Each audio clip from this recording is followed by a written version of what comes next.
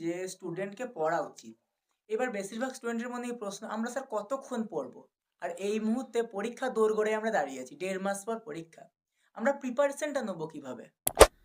না, এই বিষয়ে খুব সুনির্দিষ্ট দেখো, এই একটা নির্দিষ্ট পয়েন্ট থেকে আমরা দৌড় শুরু করলেও সবাই তো আর দৌড়ে ফার্স্ট হই না।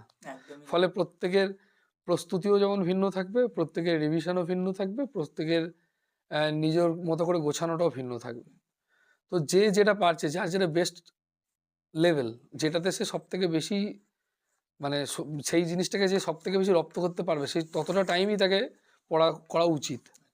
এখন যারা মনে করছে যে আমার পড়াশোনার প্রতি যথেষ্ট দায়বদ্ধতা আছে, সে 10 থেকে 12 ঘন্টা পর্যন্ত পড়তে পারে, হ্যাঁ, কিন্তু সেই রকম মনোযোগ রেখে দেওয়া তো সবার পক্ষে সম্ভব নয়। অবশ্যই নিজের চেষ্টা তাকে রাখতে হবে। তো একান্তই 5 থেকে 6 ঘন্টা অবশ্যই রাখা উচিত আচ্ছা, ব্যক্তিগতভাবে। এই সময় যেহেতু স্কুল বন্ধ থাকে বা অন্যান্য টিউশনগুলোও কিছু কিছু ক্ষেত্রে বন্ধ থাকে, তো সেই সময় সেই টাইমটা রেখে দিয়ে, সেই টাইমটার জন্য বাদ দিয়ে রেখে দিয়ে বাকি যে সময়টা অন্তত 6 থেকে 7 ঘন্টা খাওয়া দাওয়া স্নান সমস্ত বাদ দিয়ে অবশ্যই। অন্তত 7 থেকে 8 ঘন্টা তার একটা প্র্যাকটিস কাম নতুন কিছু পড়া দুটোর মধ্যে ভাগ করে নেওয়া উচিত।